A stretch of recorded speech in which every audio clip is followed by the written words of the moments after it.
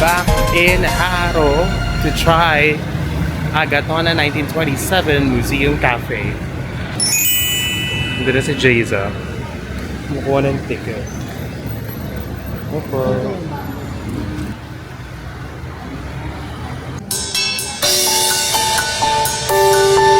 Hi everyone! Welcome back to my YouTube channel. Ngayong gabi, sisilipin natin at... Oh my God!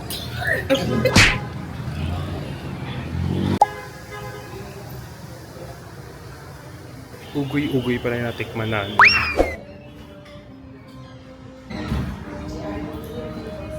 It's so pretty in here. Wait, let me drink water.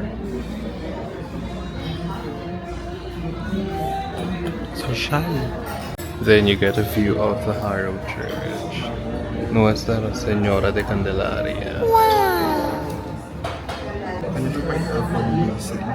Pineapple basil. Ano yung basil sa baba? Haluin mo ako. Guys, parang ang sarap po. May atsara.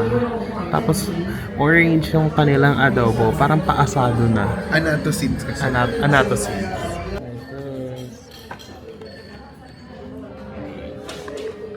Salamat. Lord, thank you so much kasi alam mo na yung Lord. Yung kanayota, guys. Wait. Ano? Atsara pa lang. Atsara. Ang atsara niya.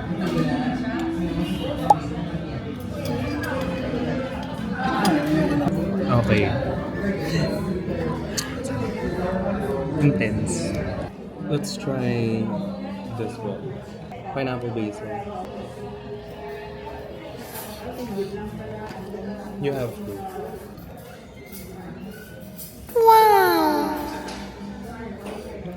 Hindi din totoong refresher. Right? Tamang definition ng refresher. Kung init na init kayo sa umaga, banatan mo ganito. Nakakagulat, gagi. Wala na, buo na araw ko uli. Magic. Magic. So, pwede mo ito siyang gawin. Try na natin ang ibis on its own muna. The typical inangit, pero ang sarap. Hindi lahat ng inangit masarap, aminin mo. Typical inangit. Parang ganito, yung biko mo na hugas. Ganun. Try ko muna sa dinugo. Saan gagawin kong puto? Oh my God. It fits dinuguan so well. Sobrang nagko-compliment. It fits so well kasi technically kanin siya eh. Kanin siya na. Pero dahil matamis-tamis siya, bagay siya sa asin ng dinuguan. Okay. Nagangkit din daw. Chocolate eh.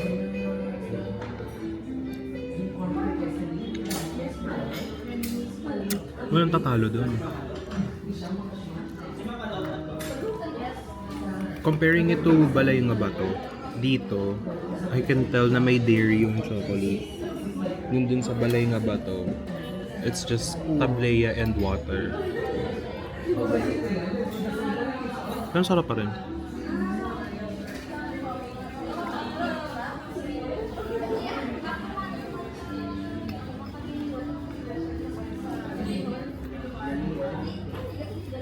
Galing.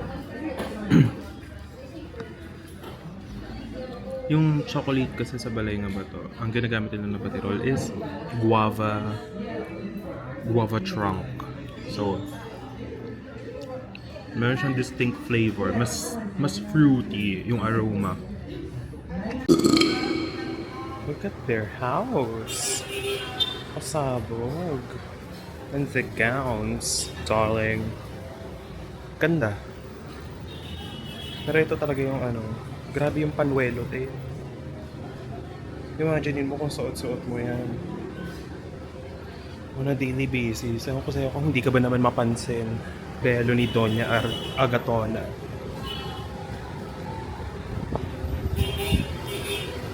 Like, look at the plaza view. Yung simbahan ng Haro. At ito yung plaza. Tapos this one, Ang ganda! Guys, I'm super impressed on how they maintain everything and how they love their culture. Our culture in general.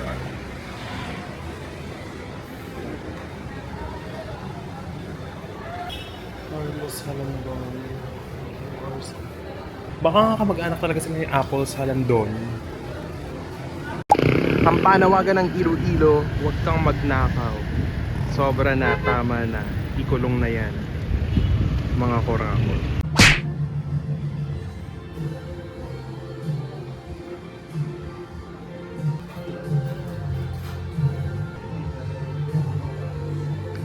Labas muna ako kasi baka makapiright ako dahil sobrang ganda ng mga pinapatugtog nila pero I'm currently here at the Brotherhood. Wala. I'm here at the Brotherhood. Nahanap lang ito ni Jayzam sa maps kasi we're looking for a cafe that has a Wi-Fi. And right now, medyo nababagot na ako kasi nga I'm currently working. So, baka dumiretso na rin kami to Alex Bike Cafe. Ayun, nawili na kami sa pagbabike. Sobrang healthy living. So, yeah. Also, sobrang sarap ng coffee nila here. Kasi sobrang sarap ng coffee nila. Basta, how do I explain this? Na-appreciate ko talaga yung coffee culture nila dito sa Iloilo. So, that's it for now. Yun lang. Pero may pass ako. Ganda. Ganda ng city na to. Naiinis. Naiinggit din. Wala na, nakangiti yung heart ko. Everything's just so magical, you guys. Sino rin pa naman kasi nagsabi sa amin na magbisikleta kami ng alas 12 ng tanghali. Heat stroke! But guys, it's so fun. Like, I really get the hype of Iloilo City. And yeah, it's a really future-forward city. Ayun, sobrang toasted. Nakakatawang salita. Bounded. Dito pa, tingnan natin kung meron. Ayun, love. Tignan mo naman. Iloilo, you have my heart. Hi everyone, we're back here. Charot, we're back here. Hindi. We're now here at Breakthrough. At we're now 5 shades darker. Nagbisikleta sa Sunset Boulevard ng katirikan ng araw. Ayun, Sunshine Boulevard talaga te. Hindi ko nga alam kung anong amoy ko. Amoy sunshine na rin, amoy araw. Tapos yung isa, ayun, yung national artist ng bansa. Ano yan? Anong simbahan naman yan? Molo Mansion. Molo Mansion. Ito na, sinisimulan na ang blueprint. Tinira na yung simbahan, pati yung katapat na bahay. We're so excited to eat. Kanina nagugutom ako. Parang nararamdaman ko na yung sikmura ko. Pero nung nagbisikleta na kami, ayun, nawala ang gutom, nalipasan. Sobrang enjoy eh. Mapapasabi ka na lang talaga ng love the Philippines. Ang pangit ng tagline nyo, di Oo, sino nag-approve ng copy na yan, Leche. Pero guys, ang ganda dito sa Breakthrough. Kasi, who would have thought an 8-minute drive away from the city, ito na ang Dalampasigan. Hindi. Ayun, Guhit Pinas!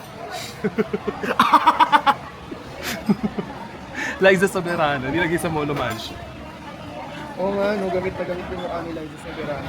What's with Guhit Pinas and their fixation over Liza? Wala na ba ibang ma-drawing na? Naibiti, inspiring naman. Yun yung yung cons of traveling solo or like if pair lang kayo, hindi kayo ganun karami. Kasi gusto kong itry yung KBL. Pero yung KBL nila ay pang maramihan, 400. Hindi na para na. Oo. Hahanap na lang tayo ng karinderya. At syempre, susubukan na din natin yung mga tinikman dito ni Erwan. Malalaman natin kung totoo nga ba ang panlasa ni Erwan or nang i-etchos lang siya.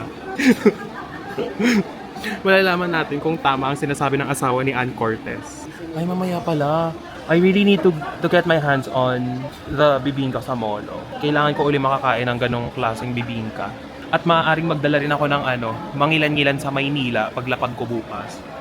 Iinitin na lang sa kawali. Ayan na, ang ating calamari. Unang kagat. Masarap. Ha? Masarap yung branding. O sige. Lantakan na yan.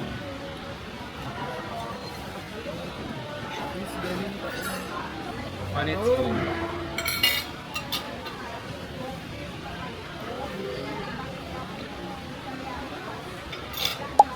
Three hash lang.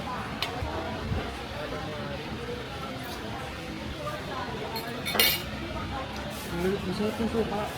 Yung suka nila ay parang may kalamansi at may kalamansi, asin at what do you call this? Asukal. Juicy ko to. Matamis na maasin yung suka. Hindi siya matapang na suka. Kumbaga nagkakaintindihan sila ng kalaman. Ayun, serve na agad yung next episode. Ang sarap. Over! Iba yung breading, guys. Iba yung freshness ng squid. Iba yung suka. Wala na. Ano alat? No? May alat yung huli. Parang salted egg. Ayun lang, katagal ng order. Gutom na kami. Where's my fucking meal? Ayun, nagdabog. Ayun, tantrums. Tantrum. Knock knock. Tantrums. Tantrums who? Tantrums. Chuchur-chur. Mga nag-laugh. Zero. Kung may nakita tayo nagtitinda dito, si tatay, bibilan natin siya ng pulot. Hi, tay. Sige po yung malaki po kukunin ko. Isa lang po muna. Titikman ko lang. Ano po yan? Parang coco jam? Oo. Ah, okay. Ito may tsura nila na pero Ano po ba to, honey? tikman mo. Lahat pag gamit mo, pwede mo siya kainin, direkta. Pwede mo palaman, pwede mo sa kape. Di asukal mo sa kape, pwede rin. Pero masarap yan pagkakin mo, palaman. Ito muna itong malaki. Try mo muna, bago ka kumain. Yung babae niya, siyang matiraso. Ganun po. Paldo na pala kayo tayo. Salamat po! Let's try yung pulot ni tatay. Technically, pulot yung tawag nila but it's not honey. Okay. Hindi natin pwede masabihin na false advertising. Pulot yung tawag nila but it's not honey. It's parang coco jam or parang sundot ko lang. Let's try it first. 150 yung malaki na nasa kawayan. Ito siya, guys. Oh, di ba? Na-site nyo. Oh, na-site nyo na. Taste test. Gets. It's coco jam but it's less sweet. Coco jam but less sweet. Coco jam na sundot ko langot na less sweet kasi hindi siya puro asukal eh. Pwede siya ihalo sa drinks. Gets. Pwedeng Pwede sir- siyang yun, syrup or kay substitute sa condensed milk. Gets. Ibili ako. Cross endorse mo sa akin. Ayun, parang. Ako yun. Over. Ayun na, napikasan. Butter shrimp, our liempo. Kita daw kay Maes. Let's go! Kali. Tara, let's eat 2.0. Galit-galit muna. I am so intrigued by the pangat.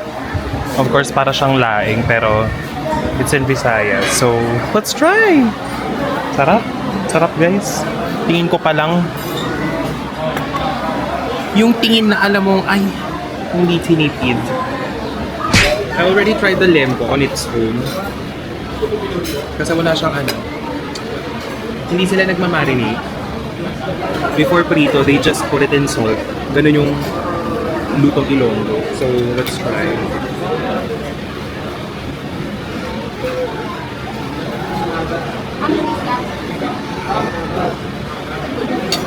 That's what I appreciate about them. Parang silang tropical Japan. Or tropical Japan. In a sense na tropical yung pagkain and everything. Pero hindi nila kailangan i-overpower lahat. They let the ingredients shine, if you know what I mean. This one. This one is the best. Siyempre, tatry ko rin yung grilled yam sa sukan ng calamares. Actually, ang dami ng grilled gecko for us.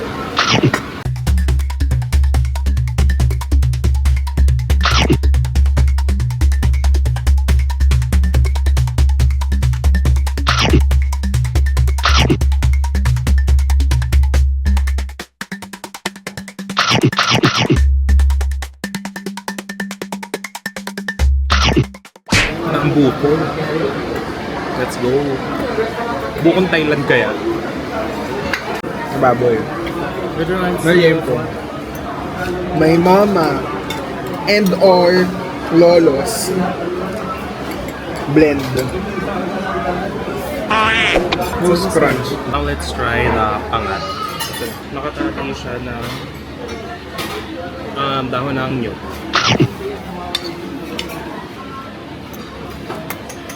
Okay. Parang may may prutas sila na hinalo dito sa pinangat. Parang may pear, pero pero lasang tropical. Kung kanina sa Lempo, nasa mother side, dito naman sa father side. Sa kabikulan. Pero, ewan ko, may kulang. Kaya I would say may kulang yung from to Bicolones dun sa. Yeah, hindi ko lang POV. Pero, Siguro the sika and like yung overall creaminess ng gata. Pero not bad for 170 pesos. Right? For its price. Ayun. beer! I'm not joking! Masarap ang buko. Matamis. Lasang Thailand. Ayun sa Thailand kasi iba eh. Yung tamis niya parang alam mo, ay parang pinike, pero yun talaga siya. This one is very much fresh buko, pero it's yums. Subukan na natin ang tea punch battered shrimp. Binugbog. Kawawa naman. Pagdating ng Maynila, ang hirap na namin i-taste. Yung sabi ko sa inyo. Totoo yung tanga. Doon ako kumain ng hito, hindi ko na binabalatan. Kami.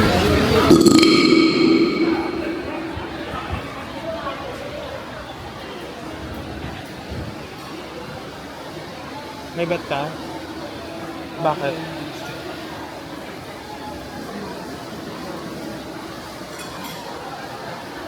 Tignan ko nga. Kinagat ng masang Pilipino ang pagkain sa Breakthrough. Anong pangalan nito? Breakthrough Arevalo? Something restaurant. Pinipilahan ang mga seafood, buko juice, Ano? na para bang bungi. Eto ang paboritong city ni Carla Estrada. Iloilo. Juliet. Minsay na tuwa ang may likha. Tawang limang pulo ang ginawa. Kaya daw ng mommy niya na mag-cook ng kumpurahus. Niluluto ng inihaw na dito tayo. Yung mga dito lang yan. Iskultor.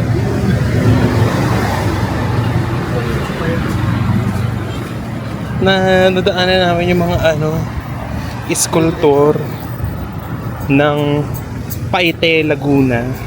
Charot. Sounds like. Tawid tayo. Magina Jackson. We're already burned. Tignan mo naman. Dumarami na ang mga Simpanyawan Herbal Capsule.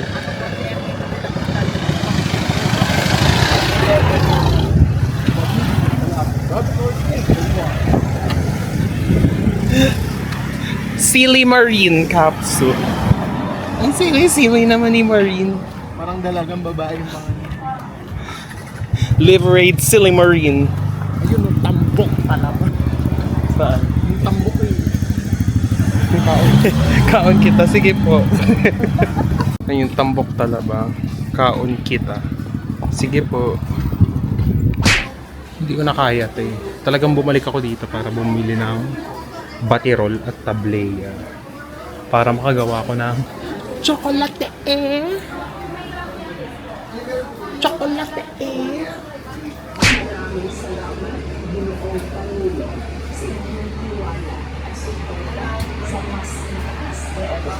Guys, sobrang Vietnam nga ng Pinas kasi tignan mo yung take care nila. Halong Bay.